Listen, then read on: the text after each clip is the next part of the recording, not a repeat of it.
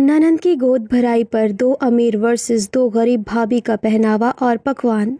एक बहुत ही आलीशान और फूलों से सजा हुआ बड़ा सा घर है।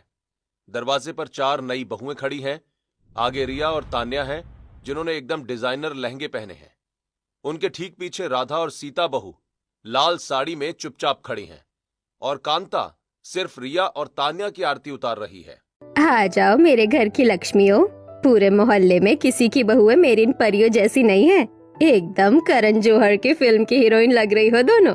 कांता, आरती की थाली जरा पीछे भी घुमा लो। हाँ, वो दोनों भी हमारे घर की ही बहुएं हैं। कोई पड़ोसन नहीं है जो उन्हें ऐसे दरवाजे पर इग्नोर कर रही हो तुम। अरे आप चुप ही रहिए जी। मुझे पता है किसकी आरती कैसे उतारनी है। जो मेरे स्टेटस और मेरे स्टैंडर्ड से मैच करेगी, मेरे घर में तो उसी का स्वागत होगा।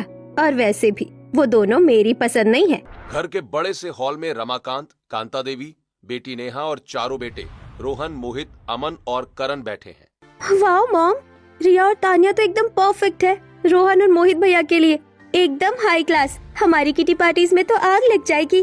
तुम्हारी किटी पार्टी के लिए मुझे अपने घर का माहौल खराब नहीं करना है नेहा।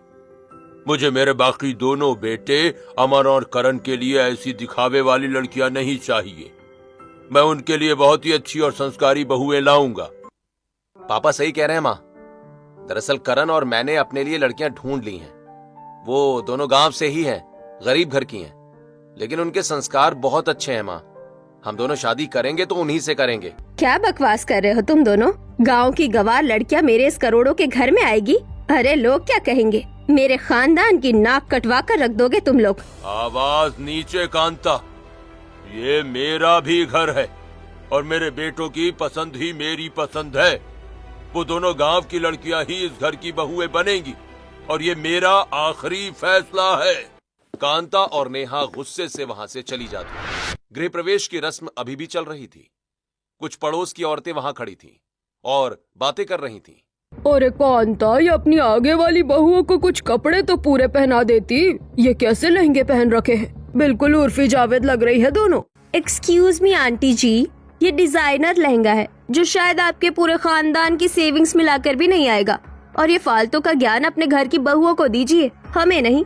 बिमला चुपचाप वहां से चली जाती है।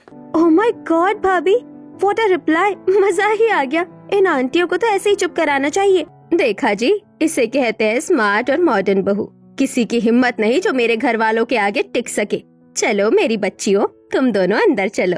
कांता देवी सिर्फ रिया और तान्या को अंदर ले जाती हैं और राधा सीता को दरवाजे पर ही अकेला छोड़ देती हैं। बेटियां कभी